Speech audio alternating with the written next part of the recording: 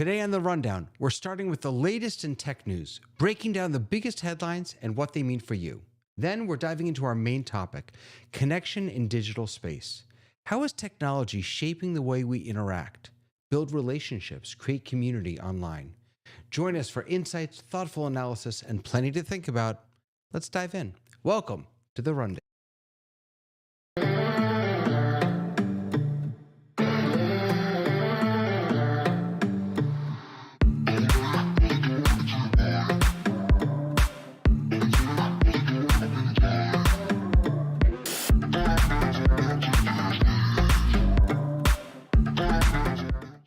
Hello, welcome everyone to The Rundown, and welcome to my esteemed panel of guests. It is so good to see all of you. Let's make the rounds and say a quick hello.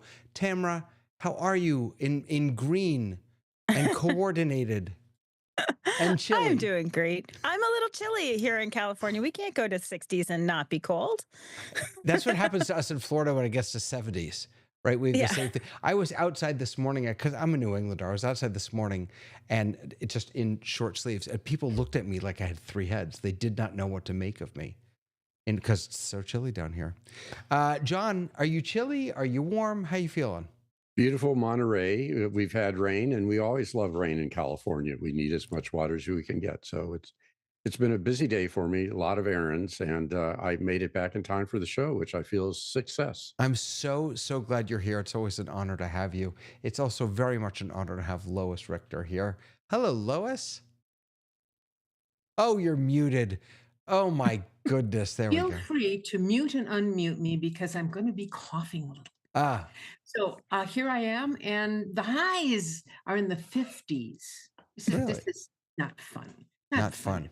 How about No. are you feeling any better? I know you had a cold last week Yes, also. I am feeling better. Thank I just goodness. there's a lingering cough. So feel free to mute and unmute. I think you have that power being the host. Oh, do we have the power? Not nearly as much power as Dave from Argyle, though. Dave, what does that mean? That's what I have you here on Zoom. What is Dave from Argyle? Yeah, Dave lives in a neighborhood called Argyle. It's the smallest neighborhood in the city. There's only 340 houses. It's not an acreage or anything. It's right central in the middle of the city. A very old place, actually. It's about 70 years old now. And the temperature is minus 11. And I'm in short sleeves. So, I'm a crazy Canadian. I walk around That's San just- Francisco in the fog in a T-shirt, and everybody knows I'm a Canadian. I don't need a flag on my back. Or That's any of that stuff. ridiculous. Yeah. My It is daughter, ridiculous. my daughter is in Canada right now. She just flew up Oh, this well, morning. All right. I Where'd have she land? no idea where. But West Coast, East Coast. she's somewhere in Canada. I have no idea. Okay. She had a couple Well, the of average friends who were, temperature is about -8 across Canada. and she also didn't know what to do with herself. Just crazy. It's really, really lovely to have all of you here. And we are, again, this show is iterating, we're learning, we're growing. And so we changed the way we did things last week. We started with some news stories, then we moved into one main topic. We're going to do that again. So let's jump into the news.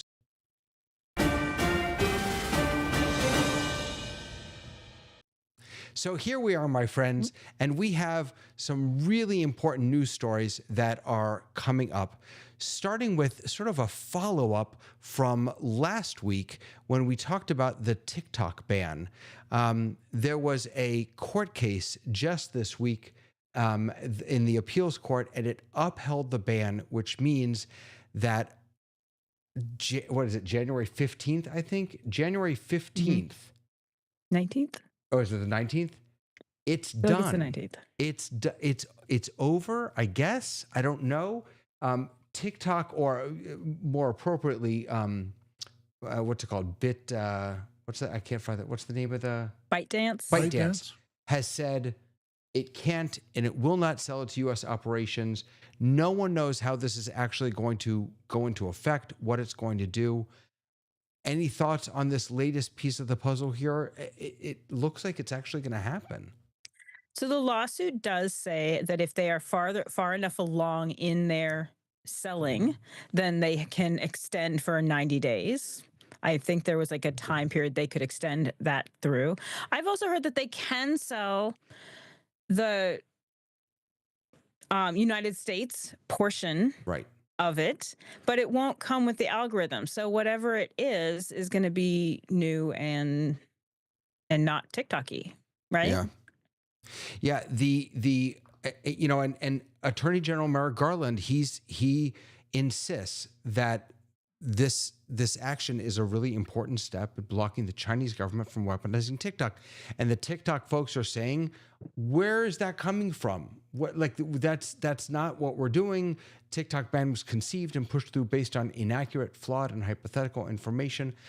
I just don't see how, even with a 90-day extension, how this Yeah, I don't. how this changes anything, or how Yeah, it I don't fixes see how it anything. does either. Yeah.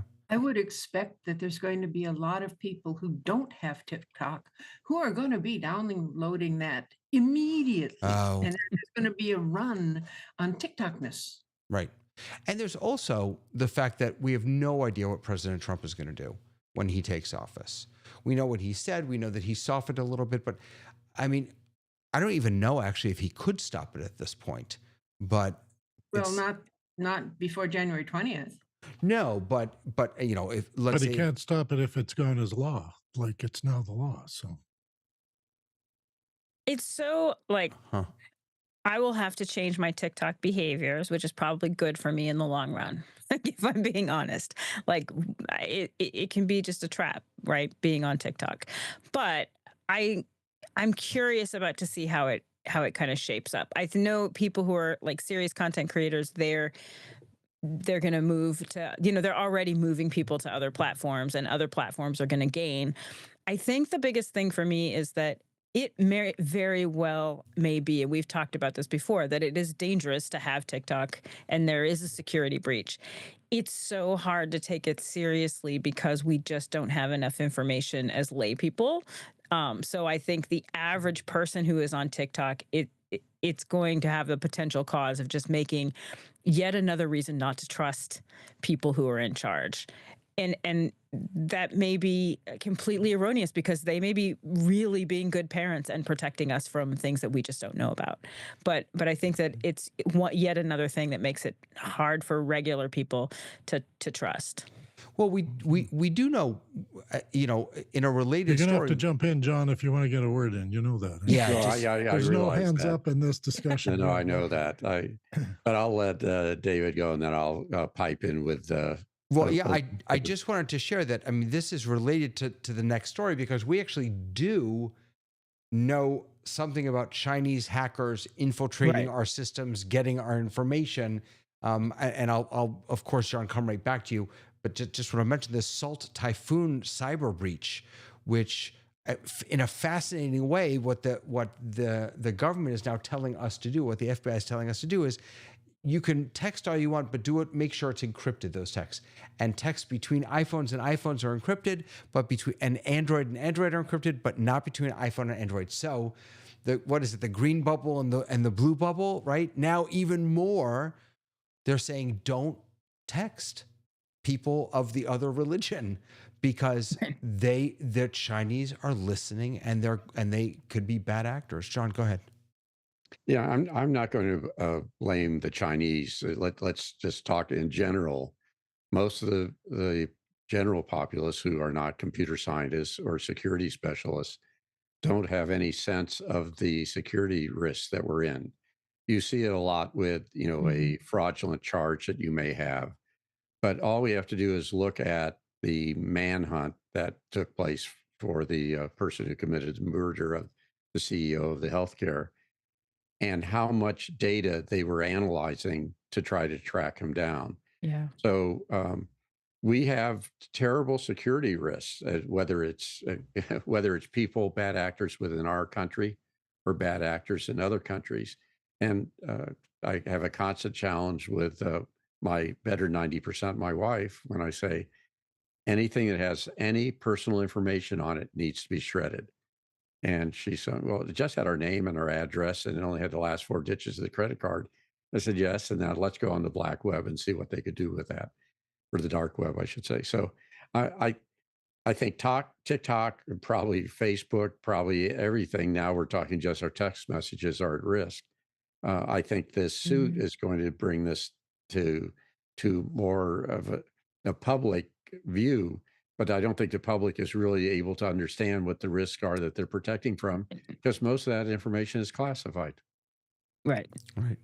I think there are a bunch of folks, especially young people who use TikTok, who think this is fake news, who think it's not actually, that nothing's going to happen.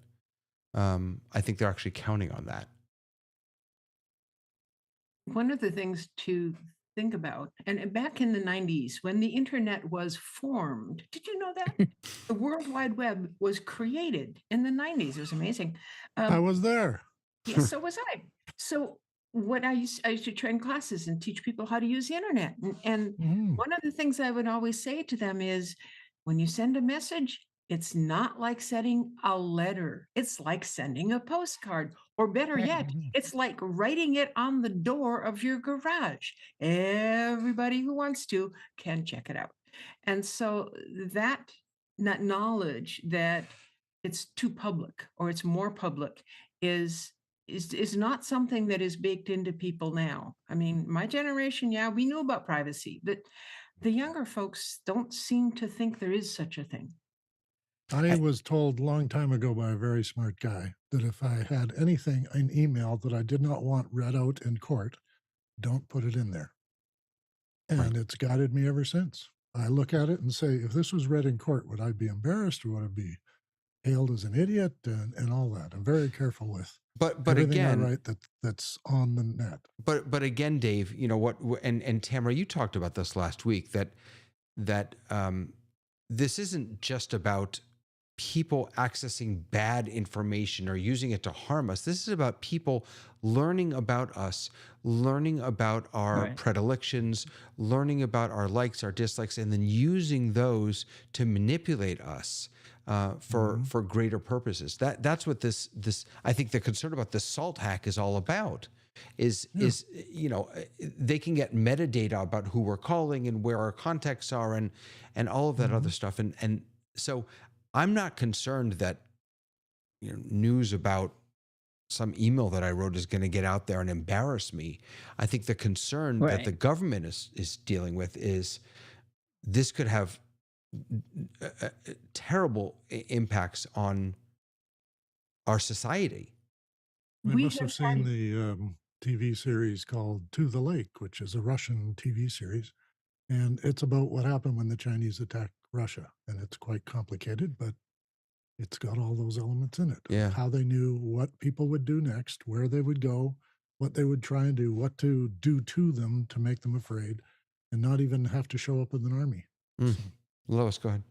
we have always had what we call con men, people who Mhm. would find you, try and befriend you, make you think that they're very good when they're actually in there to get something from you or to harm you or to make you do something without your knowledge.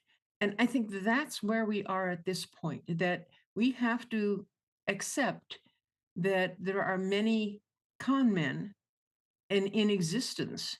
And so I don't know exactly why all of this is happening, but it's not new. It's money. It's just that Right. the technology is new. Yeah. Apparently, I've got Mr. Warren Buffett is following me on Quora, apparently. Yes. So there you go. Yeah, I mean, That's I've been impressive. having fun with him too, by the way. yeah. But I think the challenge here is that we're sort of the dark picture. Are people going to be conned? Are they going to be at risk? But there's also the positive side about this. You know, the more you know about people, their preferences. At the university, we're trying to figure out what are the things that will help students complete.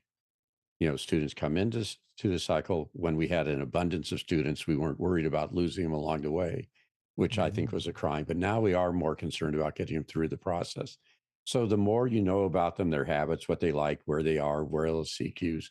So there's positive sides of it. But Lois, I want to do a little, not a correction, but you're right with the internet in the 90s, but it really all started In the literally in the 60s. late 60s. It Yep. was 69 when the first ARPANET started. So That was one the of the, internet. I'm talking about the web. yeah, well, it Web 1.0. yeah. But I think the problem here is the same problem that we had during COVID, Right. that there were a lot of people who were knowledgeable about pandemics, knowledgeable about the medicine, and you can go back and see them where they said this will be a 3-year cycle. It will be very similar to the flu crisis in the, I think it was 1918. They talked about how it would work, how it would happen. And amazingly enough, that's what happened. Right. And we have a lot of people who are very knowledgeable about the security issues and the real threats that we have. Um, and They could turn how out do to they be get right. their word out? With banking, we decided we have to do it. We Mhm. want a system where you could trust that a piece of paper that you write and send to the system will be money at the other end. Now we're going paperless. We have to trust that when I tap my phone at Starbucks, that it will take the proper amount out and won't clean my thing out and won't buy coffee for everybody in the restaurant. And they have the safeguards to do that. And there's policies and banking, and it has to be international to prevent money laundering. The problem is those technologies to protect what is a simple purchase now needs to protect all the personal information you have about yourself. Right. I just read there was just a piece that came out about touchless payments and how much safer they are, how much more secure they are than than swiping or what have you.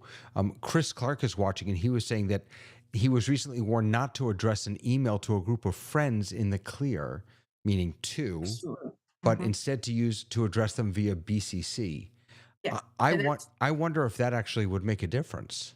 It makes a huge difference because Really? what happens, yes, if I and this goes back to when there were a lot more invasions of people's computers, and they would grab the address book, Spam. and then they'd have all the Right. information. So if I send a message to 5 people in 2, then each one of those gets all 5 names and in email addresses. And so that's 5 times more risk as far as somebody getting that stuff.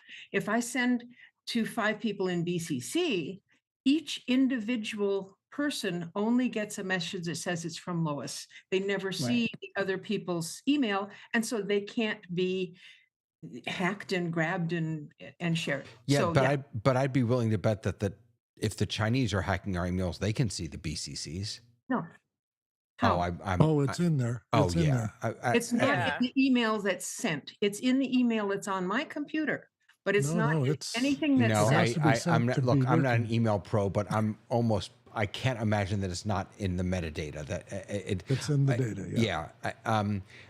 Okay, If so you've then ever we seen come a down. header for an email, read the header in the email, and it does have everybody's name in it. yeah, it may still be safer. Even BCC, it has them. So And it also depends on whether you are sending something with a mail program in your own computer, like Yes. mail on the Mac, or you're Mhm. sending something through the web email, in which case you have transmitted all of this through the web, which of course is Mhm. insecure. Can Well, be it all goes through intercepted. it Yes. all goes through the web. It's just a question of what's the starting point and the end point, and do they encrypt it along the way? The starting point when you use mail on your own computer is that program generates an individual separate email for each person in BCC. Right. So none of the stuff that's sent out through the internet there has the whole The thing list, right? The because it's list of on everyone. my Yes. computer, not out there. I wonder if all email programs work the same in that respect. I No, don't know the they answer. don't. There's a lot of variance in there, and Huh. as David said, there's a lot of metadata, and Right. there's other times that in terms of direction, and part of it is the protection that they try to do in terms of spoofing email addresses. But the problem that Lois talks about is that yes, when people send emails with a bunch of names on it, and those get sucked into the person's email account, and they have a virus which has captured their contacts, and they know that you sent it, then I've had those hacks. Our students have had those hacks. Yeah. They don't And even know they're complicit. These people yeah, Yeah. didn't Right. know they Yeah. got my name because they never saw it, but they did get my name. Yeah. Right. And it's in the Google background trying to be helpful. When you type Dave, you'll get 5 Daves. And 3 of them I've never written to, but there they are on my email. Yeah. So David, what is this AI days of open Yeah. 12 So days. I was. What the heck is that? Yeah. So this is. I'm starting a new program here at my community, and uh, I've been using a tremendous amount of AI to actually help me do it. So we are in the middle of the 12 days of AI, and of Love open this. AI, I should say. And every day for the past, I think we're on day 7 now or 6. They've given us something new. They've launched something new. Today, this was actually wild. We got advanced voice with video and Santa mode. So Santa mode is out, but I don't think this is rolling out over the next week. I don't Is have the they? advanced video. Basically, what this does is with the app, you can now speak to it, which you've always been able to do in advanced voice mode. So I press the advanced voice mode. Let me bring this up like this, and I can say, "Hey, chat." Hello there. How can I help you today? I don't know if you can hear that's a little soft. We can hear it. I'm in the middle of a podcast, and we're discussing the 12 days of OpenAI. What can you tell me about that? The 12 Days of OpenAI is a fun concept that highlights different advancements or applications of AI over 12 days. It could cover topics like language models, machine learning breakthroughs, AI in healthcare, or creative uses of AI in art and music. What else can I share with you about it? So what they launched Wow. today was the ability to have a video call with this, and it can see what you're showing it. So if I showed it pictures of you, and I could say, "Hey, and I said, this is Dave and this is Lois," and then I went back, I said, "Hey, do you remember who was wearing the green shirt?" It would say, "Oh yeah, that was Lois." It's It's kind so of That's wild. actually Tamara. But It's kind of wild. It's kind Um, of both of us. but the piece, who the is they? You keep saying they are doing this. OpenAI. Is that a person, a company? What is it? OpenAI is the company that created ChatGPT, Okay. and are in many ways at the fore. Although Google also came out this week, with a bunch of AI stuff. But the piece of this of the 12 days that I wanted to share, I mean, there's a lot of good stuff here. Is Sora. So Sora is their video creation tool. Now, they launched this a while back, and it's been in kind of alpha phase, and now it's available for everyone. So you can see that I came to this to say, "Hey, could you make that news update stinger that I played earlier?" And if you look, one of the things that's really interesting about this, if you've Homepage? done this stuff before, you know that it is notoriously terrible with text, and you can see it, Right. but I mean, it got it right there.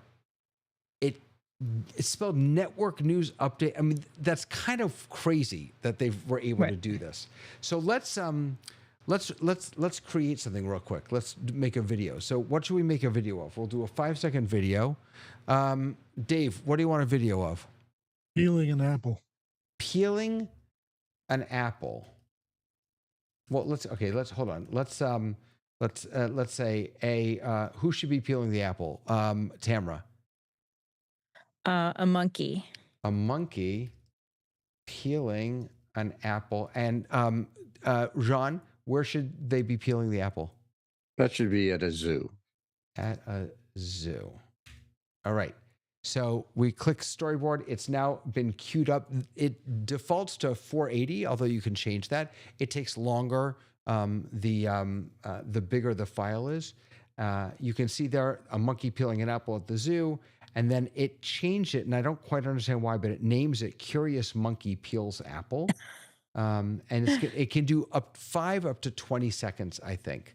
That's pretty clever, though. Curious George is a monkey. Yeah, it is, isn't it? So it basically pulled that. So that's Right. interesting. One of the neat, I mean, you can see this is the homepage, and these were all made with this tool. They are curating some of the best things.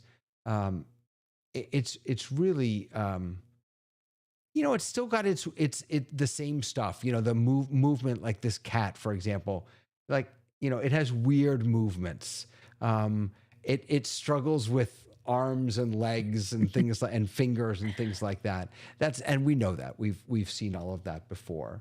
But I don't know. It's very, very interesting. Let's see. All right, so it's 23% done, 79% done. We're almost there to see our curious monkey peeling an apple. Um, they also talked a lot about the Apple, the OpenAI integration into Apple devices and Apple Intelligence, I think they're calling it. Um, so they've had a lot of really, every day they drop a new video. It's really pretty amazing what they're doing. Just This want to is say pretty that expensive. Apple Intelligence comes with and is separate from ChatGPT or OpenAI. Correct. Thank but you. It does link Yes. to OpenAI. There's a when it toggle. Yeah, there's a toggle inside to turn on. So here's our monkey. Let's go very ahead. good. Well, it's a Better reach monkey. this. I'm not sure it's at the zoo, and it's eating the apple. It's not peeling it. That's not an apple. It's not an apple. I don't think so. It's flat. I don't have flat apples. Do you? The monkey sliced it. Let's try He's this already one. peeled it. There's another view. Here's a different one. Oh, maybe that is the Those no, are that is the zoo. strange feet. That actually looks like a zoo. Mm-hmm. I mean, but I just like look at the hair. Like I don't know. That's it's really just kind of amazing. You can remix, so you can change it. It's a really neat tool. So if you want to check that out, OpenAI.com is and the 12 days of OpenAI. This is a huge issue in my field because I work in animation. So they like this is the use of AI to somehow replace artists is like a huge deal. When I look at these, I am constantly like, who is this for? Like for me, when I used to teach middle school, this would be fantastic. Because it'd be a great way to get presentations to be more interesting to young people. But like our average people use, like, who's it for? So there was one other piece to this that they announced, and maybe this will answer the question. I'm not sure, but they sort of buried the headline, and that is this storyboard piece. So the way storyboard works is it actually gives you what looks like a more traditional timeline, and you can say, let's say, by the way, you could also drag images in, and it will use those for prompts. So a monkey is in the zoo eating an apple. Okay, so that's one. Now I can do another one, another scene. So I'm now storyboarding. Right. The monkey gets up and jumps around. And I can move this, I can make it closer. So the closer it is, the more sort of a hard cut you're going to have. The farther away it is, the more time you're letting Sora imagine what could be happening in between. And so now what I've been able to do is actually sort of create a story using my words and letting this take care of it. Mm-hmm. I don't know. It's kind of amazing. Let me jump back and see how do We're cutting out the writers and the artists. Okay, good. Sure, why not? And all those David, how animators who learned expensive all is that this? stuff. So this How expensive? say again? I think it's $200 a month. How No. expensive So if anyone can get, I believe anyone has access to it, but there are strict caps. So if you're a Plus user, you can you have access to it, but you have caps. If you are the $200 a month, then you can do whatever you want. Go to All right. town. So this is the monkey.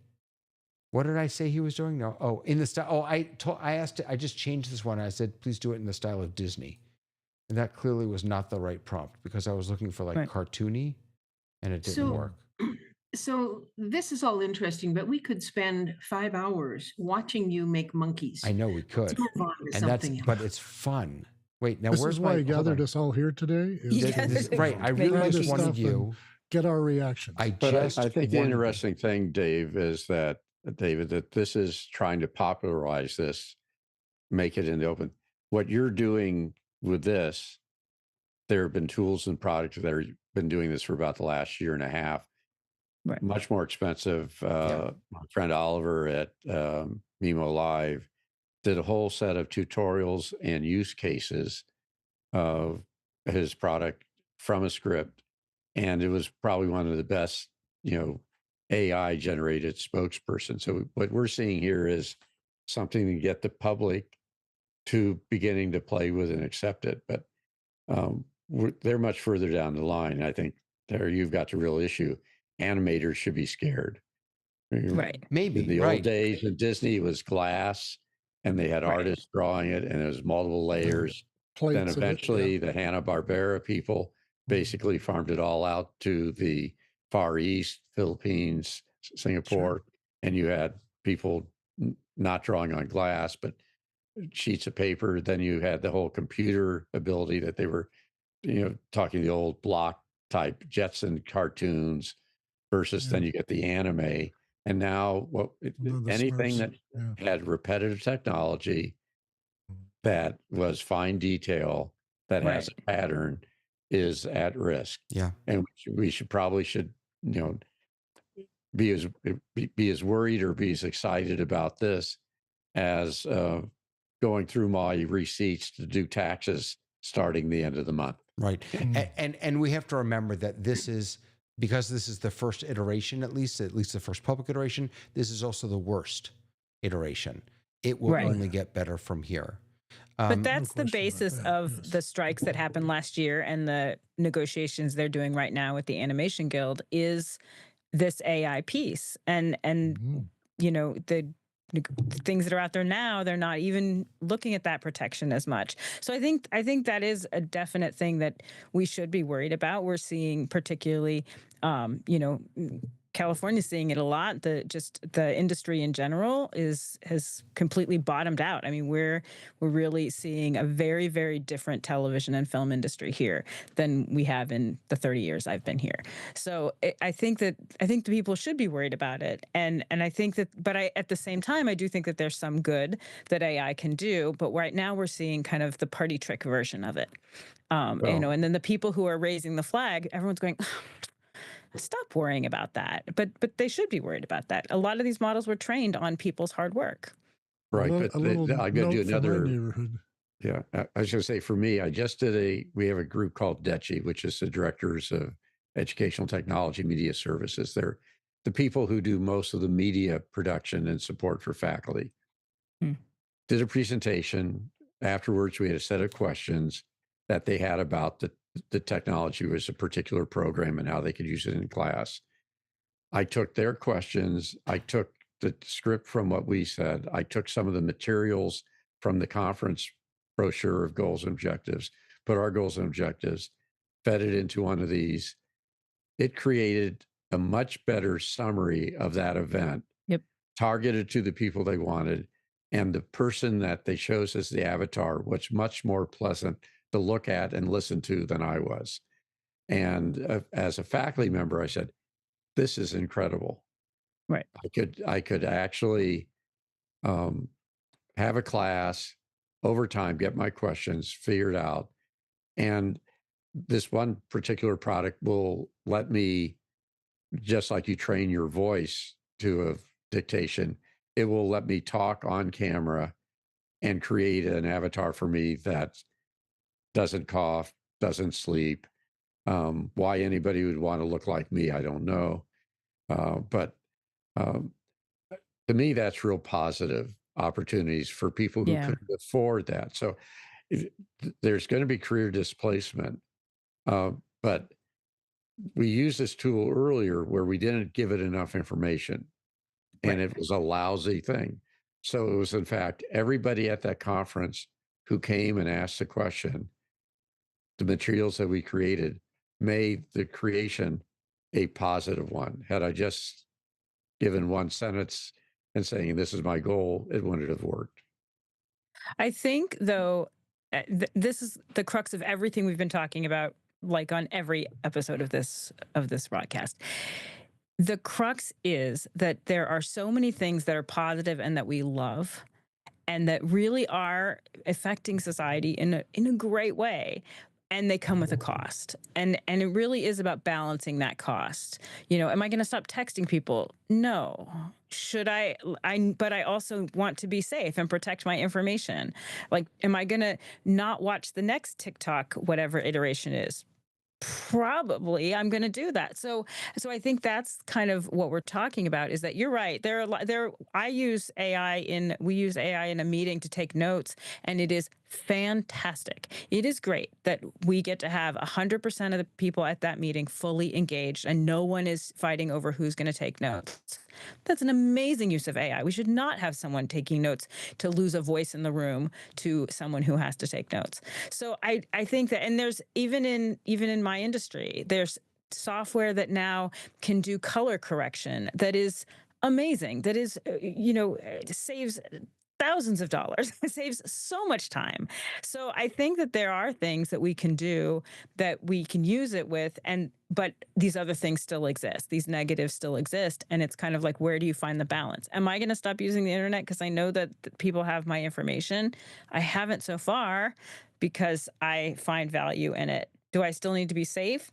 Yeah, and I have to figure that out too. And I think that's part of the real struggle with technology in society. Lois, let me give you Well, the last word Yeah. on this.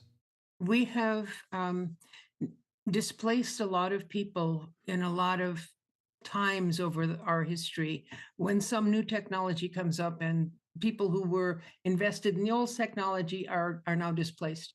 I think the next ones to be displaced are the translators, because I saw that article about YouTube doing automatic dubbing.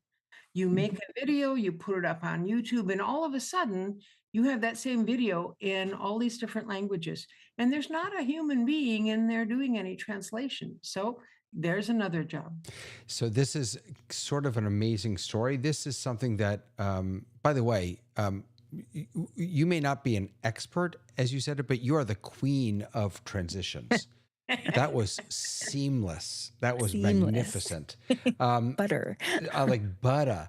So on Tuesday, they had been rolling out this feature. They had given it to a small group of people. They are now rolling it out to a group of channels that are focused on informational content.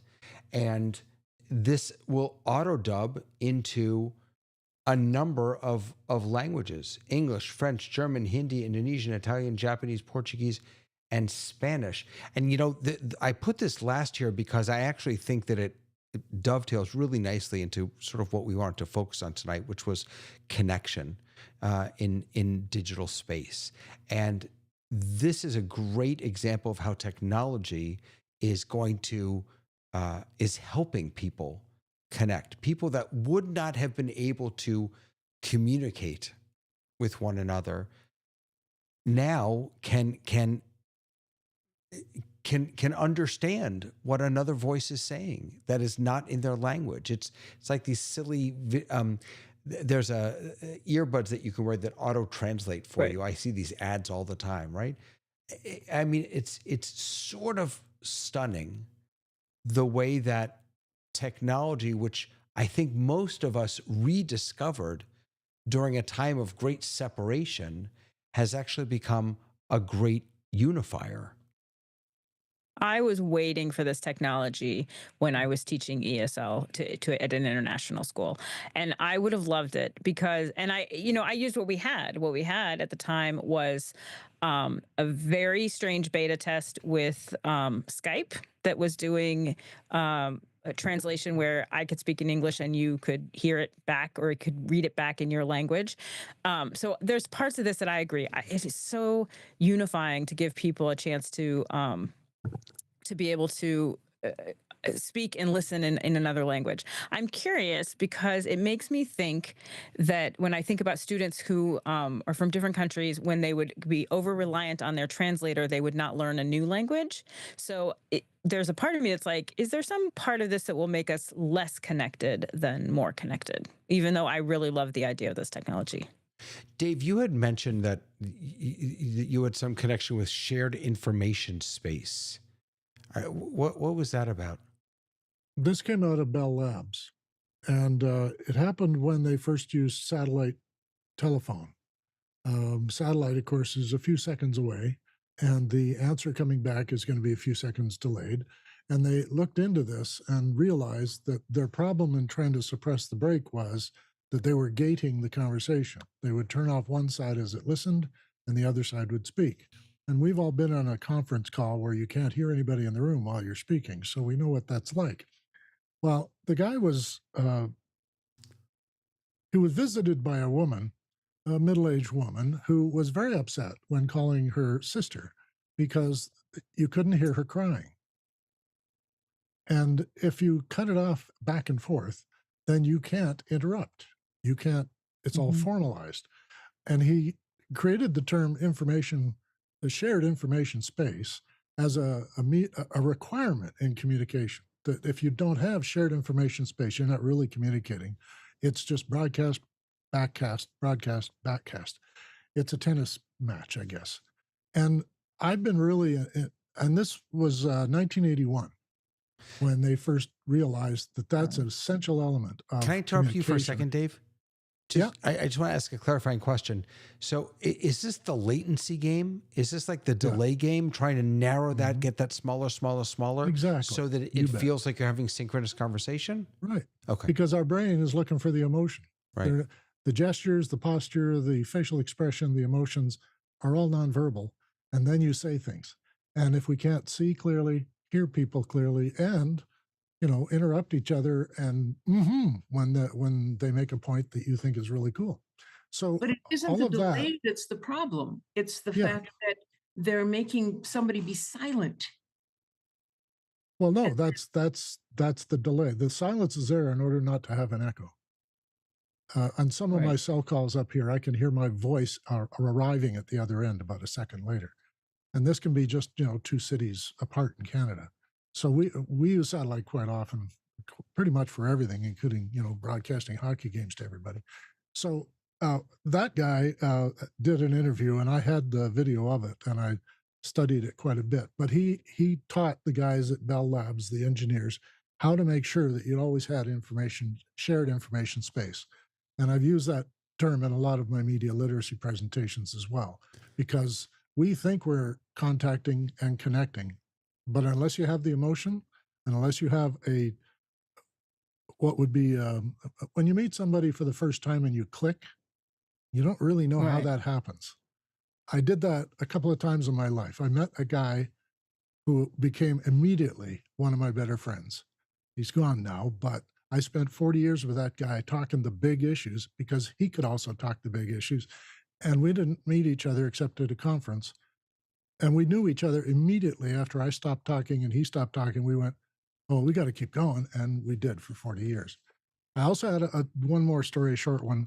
I had a guy I met through CompuServe who was also part of a Mac group CompuServe. back in CompuServe.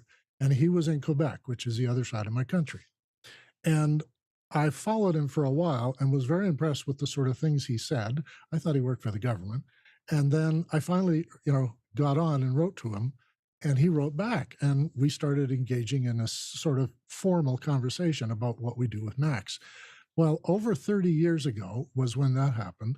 And just in January of 2020, he died of COVID. But he and I had 30 years as sort of pen pals in the electronic world. I got to see him. I got to talk to him in video calls when we finally got bandwidth. And up until then, it was just email back and forth. But I learned all about his life and what life is like in Quebec and the kind of politics that drives him crazy. And then he got to learn about Alberta because there are a lot of myths about us. And we got along really famously. And I always wanted to meet him. But in 30 years, he never came out this way. And I never had a chance whenever I went in that direction to go to his town, which is, I don't know, about an hour and a half away from Montreal. I Yeah. think you bring And up an interesting thing because the shared digital spaces in video is a little harder to overcome than it is in text, because that is Exactly. where bulletin boards. I met my roommate and friend who have been friends with for 30 years, similar There to you you, go. in a Yeah. email bulletin Face to board face situation. eventually, but yeah. And we have evolved to add emojis and to make to make emotion visible in a text space. So I think that in a way that still exists, that ability still exists, but I'm curious what you bring up, because you're saying in a digital space we are lacking some of that connection and some of that humanity in a A way. lot of it. Yes. But that's very different from a text space. But there's a lot of people who can't describe themselves or cannot conduct a text space the way that you were able to, and that I was Accomplished able writers to. and that sort of Right. stuff. Yeah. By, Yeah. the, You by know. the way, Yeah. sorry, just bringing the OpenAI piece back into this, one of the things that they announced was they have this new product called Canvas, or this new way of interacting called Canvas. And you can now ask OpenAI, please add emojis to my letter or to my essay or to my text. Yeah. And it will go through and We'll try and interpret. Yeah. Right, and put the right emojis in to try and bring. I also just want to mention Greg Scott is watching, and he just reminds us that there are tools for zero latency or almost zero latency for singing and musical groups. There's actually even one built into Zoom. It's called live performance audio is an option there. And FarPlay is the one. And FarPlay, absolutely, yeah. So what do you make then, if it's possible, if what you're describing is possible and real and meaningful, then what do we make of the U.S. Surgeon General issuing an advisory on the epidemic of loneliness and isolation and highlighting technology's role in that? Well, we've stopped working at it. Most of my friends I met face to face eventually. Louis is the only one I never met. So everybody else I got to meet in person, and then I had a context in which to understand them. And you might not know someone is neurodivergent until you are meeting them in person, because they're not looking at you. They're looking now. They can look at a camera. They don't have any problem doing that, but they can't look at you. That's just a characteristic. I never thought about that. That someone who's neurodivergent, this actually works for them because they can look at a camera and not at another person. So they're actually more comfortable. That's fascinating. In that context. It's helpful, as Tamara says. It's helpful for some people to be able to communicate. Lois, go ahead. I know you want to jump in. So the Surgeon General is talking about loneliness and that sort of thing. I think that a lot of what we are seeing is because of the pandemic. I know people who used to go and hang out at the senior center, and they had lunch there, and then they would just hang out, and they lived alone. They didn't have friends. They weren't, close to family. Then the pandemic hit, and they had to stay home, and they had no way of touching base with those people because they weren't really close to begin with. They didn't have each other's phone numbers. They didn't use technology very much. And so unless they had some sort of support group, they were isolated. And I think the effect of that isolation is with us and will be with us for many years. See, Lois, I have to tell you, I don't disagree with you at all. I think about my mom, who lives in California and has lived all alone for many, many years now. She doesn't leave the house much, but she is on multiple classes every single day on Zoom. And she is living her best life, learning every day. No, it's not me. Believe me, it's not me. You didn't teach her how to do this? No, my brother did. He works for Google. He's much smarter than I am. You go. But no, actually, she taught us. But my point is that I don't disagree with you. But I think that the pandemic was a two-sided coin. Yes, absolutely. It caused. And by the way, let's just state out loud that the physical pain, the real loss that it caused, that's not what we're talking about here. That's real. No. That it's immeasurable. Yeah. In the realm of loneliness and things like that it caused, which it did, it also forced us to come up with solutions to those very things. And so the piece that I struggle with around connection in digital space is that what feels like a tension that on the one hand, you said it, Dave, you just said we don't know a person's context until we see them face to face, right? Where there are pheromones flying around, right? You guys don't know it, but this is a set behind me. This is not really where I live. Right. So how do we square the fact that this isn't real with the real meaningful and lasting relationships and connections that we're able to form through it. Well, And we I have have to an figure out. Oh, go ahead. Go ahead. no, You I was do just it. gonna say I have another thing to posit in this connection as well. Because I agree. I think that there are things that there are connections that can be made in digital spaces that are very real and that are very different than going into a regular space. But I also think we're talking about these things more. I think people have been lonely for a really long time, and I don't think we have had a vocabulary to discuss that in a public space. So I do think that there are lots of things where mental health has become more discussable, that's another piece of it that adds another layer. I'm not saying that Totally it's with you the there. only Yeah. thing, but Yeah. I think that we're asking a question of, is it a digital space or not a digital space that makes It was connection? amplified. Yeah, It was it's simply amplified. And I amplified. Yeah. think the other piece of it is that what we thought was connection wasn't connection. Because when we got into a space where we were all alone, suddenly those people who were our friends were not our friends anymore, right? Or they weren't in our lives day to day. So I And think we're that's making the part effort. of Yeah. the issue as well. Where, I use Los Angeles as a perfect example because culturally, Los Angeles, all growing up and at work, it would be like if you and I wanted to have coffee. David, you and I would say, "Great, we should have coffee together." Oh yeah, we should definitely do that. When are you available? How's January 17th? And you're like, I can't do the 17th. How's the 22nd?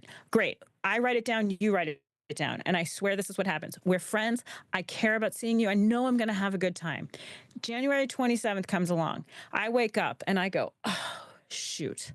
I have that coffee with David today, who's a friend of mine, who I care about, who's probably the one time a year that I'm going to see him. You're doing the same thing. I hope she cancels. Right. And then we do have coffee. And of course, we have a lovely time because we're friends. We don't see each other for a full year. Right. I see people in digital spaces more and more than I ever did. And the thing that actually creates relationship is shared experiences.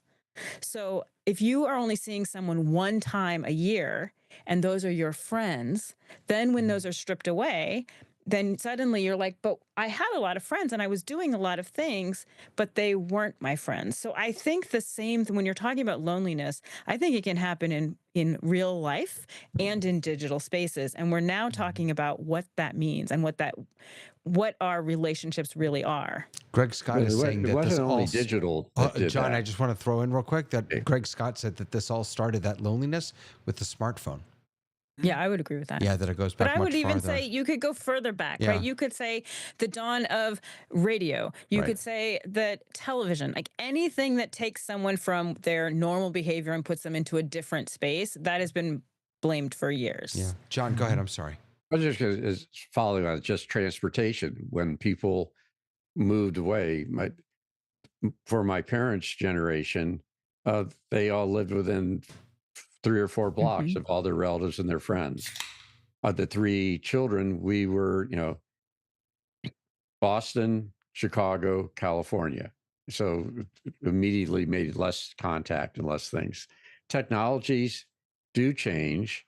The telephone created a whole big new way of dating. It used to be you'd have to walk from your house to sit on the porch to date, and you'd have the parents, in the other room watching.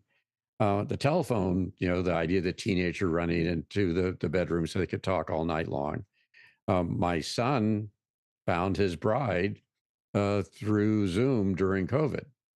But I'm a technology guy. I was impressed with the picture phone at the 1963 World's Fair, but I still believe love over the phone is better if you're in the same booth.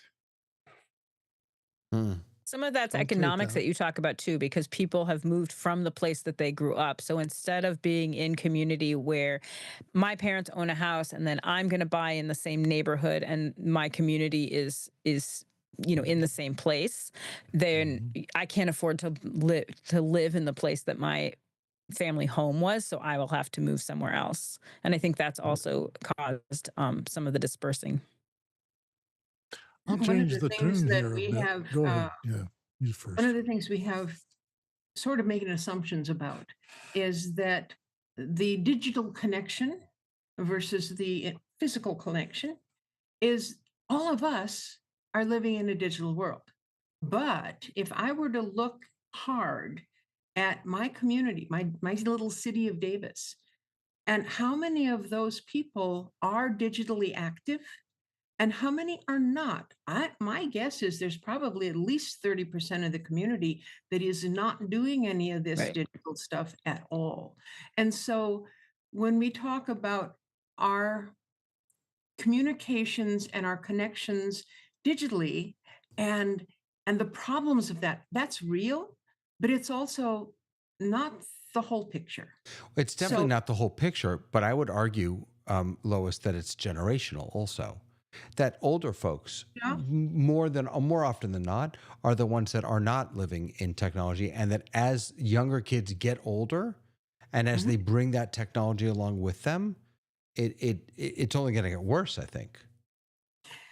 So let's talk about how the connections that we make are harmful to us.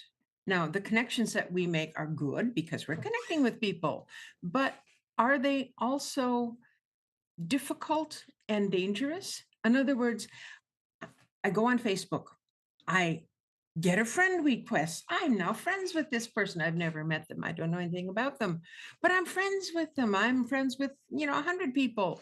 Are they really friends? No. Is my reading their messages and spending hours of the day reading everybody's messages actually making a connection between me and anyone else? So, And are we I would fool? Have say we been that's not fooling true. ourselves? Yes, No, But we've is yeah. it, been but turning that everything into is, a transaction. that predates technology though. I Mhm. think people use the Yes. word friend and acquaintance like people use the word friend for acquaintance, and they've been doing it before any of this Zoom stuff happened. So I You think guys that never, that's you I never think saw how mad I got when computers were using video.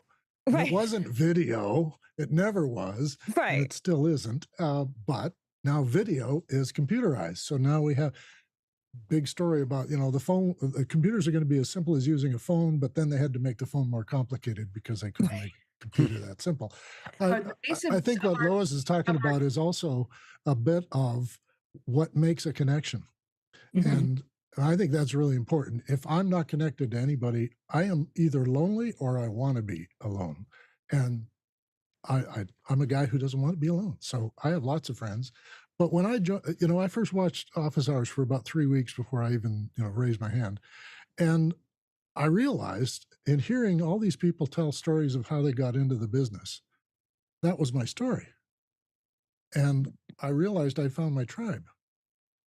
And all of the people there have different aspects of it, and different age groups have different entry points for the game. But I entered the game back in the early 70s, and I've been at it ever since. And this is the same story Courtney talks about, and the same story even Alex talks about. So I, I think it's really interesting that I was able to find a bunch of people who Yeah. had similar experiences to me that I could actually mentally relate to and be able to ask questions to or get answers from. But I wouldn't do that with a boardroom. I don't consider anyone in my board meetings to be a friend. I make friends that eventually follow along after we both stop serving, but that has to happen as a connection. And I think connection is a thing here. This is an emotional, and if you've heard of mirror neurons, you're on the right path. So, But I think you talk about something too. Like I watched Office Hours for almost 2 years before I even met anybody in Office Hours, and I went over to Zoom Test Kitchen and had it was a more intimate relationship than I had here. But I mhm. still felt connected to the people that I was watching, right? Because I had been Yeah. with them for 2 hours every single And morning you've for two shared that years, experience. right? That's what And you were then getting at. when Yeah. I finally did start volunteering and start meeting people, then the connections deepened, but I knew them before they knew me because hmm it was a connection in the same way that people connect to all of the characters on Friends, Right. right? They're in their living room every day. So I think there hmm are lots of different kinds of connections, but also for me, my family could not care less about they just do not care about technology. They use it to the very basic needs. So they're exactly what Lois is talking about. When I bring up technology stuff, they're like, nobody cares. And I was like, I need to go find people who care. And I did, right? So, in that sense, I think Yeah, that there are connections, real connections that can be made based on shared experiences. yeah. Yeah. If we look at the articles that were in our rundown, what do you call that, David? Your prequel? Um, they talk about the problems that come with using digital communication as your only communications. And then it had key strategies for reclaiming connections. And I really want to talk about that. I certainly hope that we're going to do that because we can make a difference. We can change how things are. We can change how we feel. We can watch out for other people to see that we help them.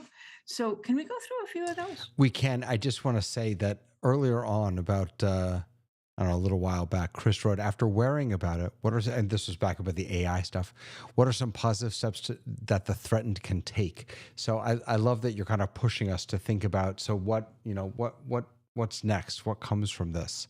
I also just want to bring up that Greg is sort of reiterating how important, that's really small, we can't read that, but how important synchronous zero latency connection is, right? So that we can actually, and we feel it in this Zoom, even with Dave. I'll often feel like I'm stepping on you, I'm talking over you, and I think that the more What? we do that's right. The more we do this, the better we get at knowing how to manage that and handle that, and not let it interrupt the flow of conversation, and just understand that it's part of And this. every new person, like John here today, had to learn to, push the envelope. here. Every new person, absolutely. So, Lois, some key strategies. Practice active listening. And that's one that whether you're in person or you're digitally, that really makes a difference. Give your undivided attention to things, make eye contact if you can, respond thoughtfully, give them a chance to speak, and listen to them before just hearing what they say to try and figure out what you're going to contract that with. Yeah. So that active listening, I think, is useful in all sorts of situations. Yeah, and like most things, one of the greatest lessons that I've discovered over the past 4 years is that what I'm learning in the realm of technology and digital space is also a lesson that I need to learn in the rest of my life. And so active listening, as important as it is here, is also important outside of Zoom, Right. and in the living room or in the bedroom or wherever you're having a conversation. I wouldn't be the guy I am today if I hadn't been taught to deep listen and totally be present. Yeah. When I'm with people that are important, then totally present.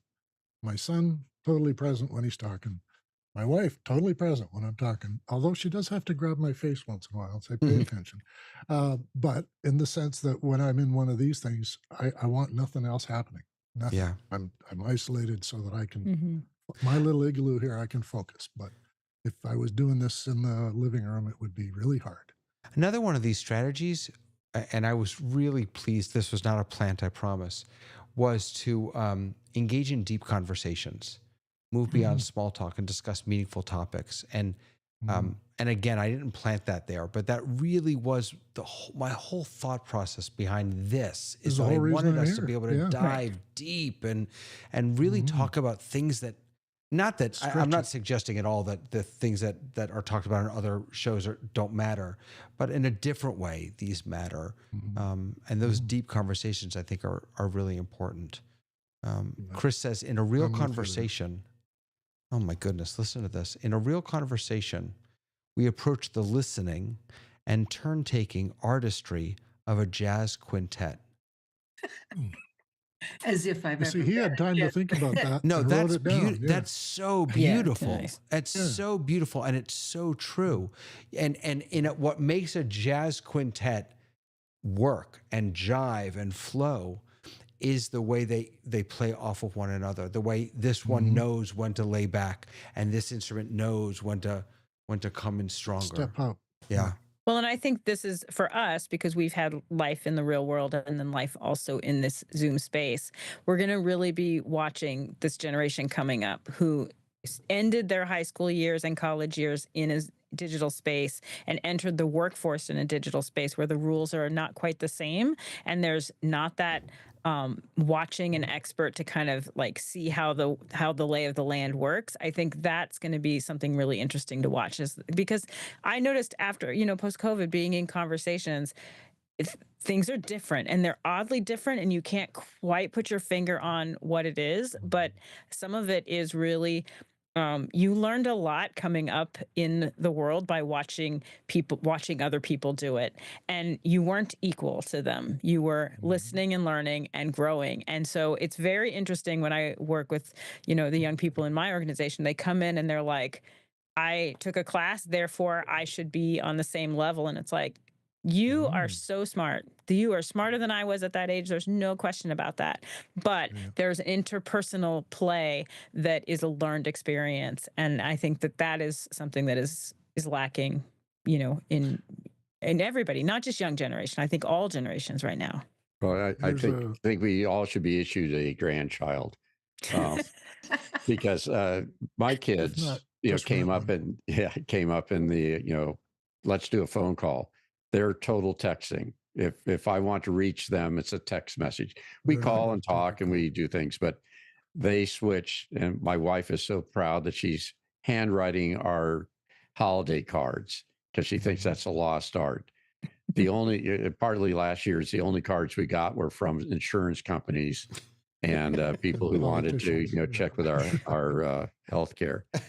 But what's fascinating when you have your own kids, for me, I was too busy trying to feed them, do my job, that I couldn't just sit there and observe. I did apologize to a lot of my students about some of the things I taught before I had children, because I would say, once you've had them, your whole idea of child development and psychology changes. But it's been fascinating to watch a 1.5-year-old who likes to point to picture on the phone and grab technology. The focus she has there, and she's got toys that make music and have lights and switches, but she knows this is different. Mhm. She is, all she's doing is observing the two people who are the closest to her, and they realize they have this and she doesn't. So literally, I took my phone out to take pictures, and immediately she was focusing. Oh, here's another one. This guy Right. seems to be a sucker for me, giving me stuff that my parents won't. Maybe I'll get his. So it was really a very interesting sort of psychological experiment with No, my. I love that. That's I so love that. cool. Dave, Yeah. you found a quote that from Forbes, Cal Newport said. I don't know if do you have that handy? I want to give you the opportunity to read it. Technology is intrinsically neither good nor bad. The key is using it to support your goals and values rather than letting it use you. I For love the visit end here, of I that. was telling you guys that. Yes. Yeah. Yeah, Yeah. that's awesome. Well, when you're using I don't know if freeway, anybody noticed, but nobody wears a tie anymore at work. Like nobody. And Why I would you used to wear wear a a tie at tie? work all the time. I did too. And I was in a room, deputy minister's office had a boardroom, giant boardroom. People came from all over the province to meet, and 25, 30 people sitting around a boardroom table. And I was in there as the tech support because the AV system with the interactive video, I'm helping and I'm doing my stuff. Well, I'm there in a tie and a good shirt, which I wear every day. And I'm milling about while they're still assembling and putting their coats up and stuff. And this man walks over and says, "What division are you handling?"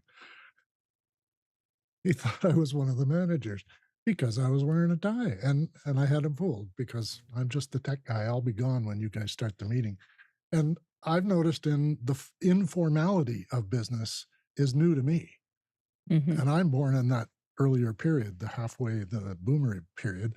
And I'm quite enticed by the fact that the kids coming up think it's more informal than we think it is. They think they've got an opinion and are allowed to express it. And I think that's hilarious. so But, you know- David, my tie story is that when I taught at Chico State, which was number one party school in a popular magazine a number of times. So, but it was part of that casualness. But I came from the Midwest East, and so I taught always with a coat and tie. I think I was the only faculty member in our department who at lectures wore a coat and tie.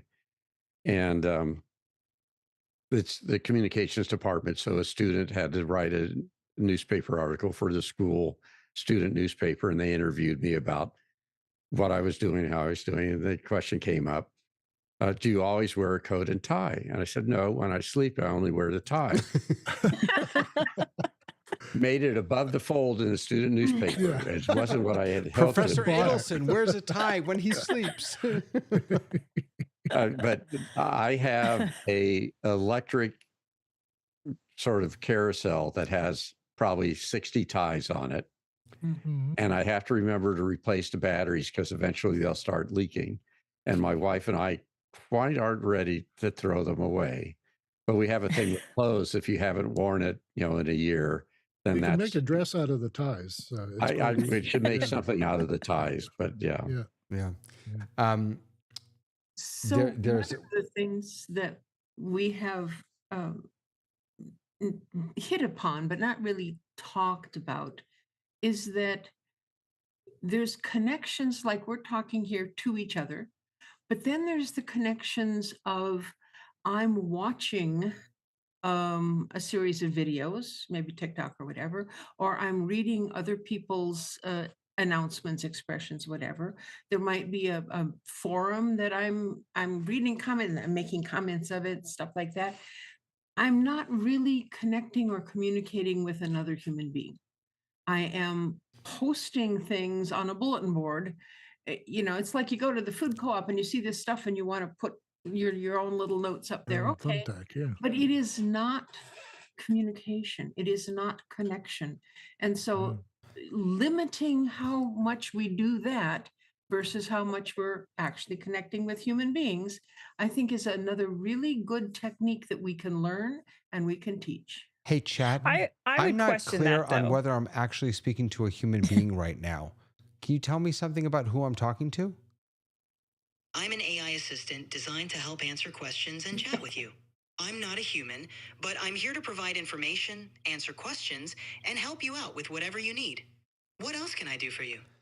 I mean, She foolishly assumes she's here Yes, somewhere. I'm Right. here. you know, That's the fun that's part. I mean, that's not speaking to, it's not just in the forums. Now it's in our, now we can have conversations with non-real people. And Yeah. that's But I think we have to, because I push back a little bit on what you've said, Lois. I think people wait, do make hold on, connections. she's still talking. Wait a second. Shut up. Sorry. Go ahead. I think people The AI do is make interrupting. connections in Wants to make a connection with us. Yes. I think people who chat back and forth in forums do make connections. I think that's one of the strengths of where people are making communities there.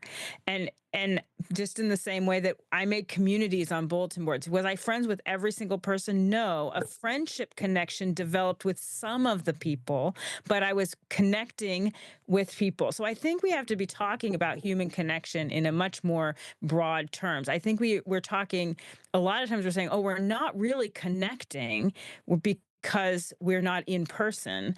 And it's like, I think it's more of a spectrum. I think there's a range of ways to talk about human connection and to start kind of differentiating what each of those are. Because many times if you post in a either a forum or in some kind of chat comment, sometimes you're putting things on a bulletin board, but other times you're engaging with someone in those comments who engages back with you. And sometimes that's a negative experience and sometimes that's a positive experience, but that is a connection. So I think there's lots of different ways to connect. And I don't think we can disregard connections that are formed in digital spaces or formed in ways that are non-traditional, I guess.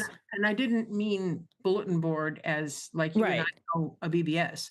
What I meant was it's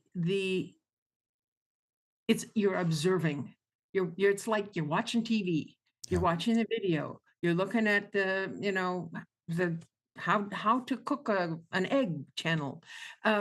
You're not really connecting with people at that time. But it depends though, because if you look at, for example, if you look at office hours and you look at Doc Rock and you look at all of the different technical communities. I'm not involved in many of those technical communities, but if I watch someone's YouTube channel long enough, I start to see their real life community play out in their comment section, to the point where I can recognize people, even though I've never met them and I may not have ever seen any of their content. So I think you're right, but I also think that there are deep connections happening in these digital spaces that are very real, in the same way that I can read the Discord on office hours, and even though I don't know some of the people having those conversations, I recognize that conversations are happening and that connections are being made. So that's why I'm saying we have lots of different ways to make connections, and they can happen really strongly even in places where you are not part of that community. And I think what you say is important, and making those connections in forums and everything, certainly possible. What I'm saying is, if you're not making those connections, you're Right. not learning about the people in the community. That's You're right. just Yeah.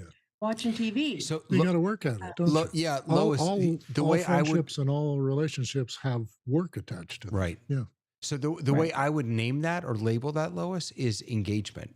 Is that if you don't engage, if you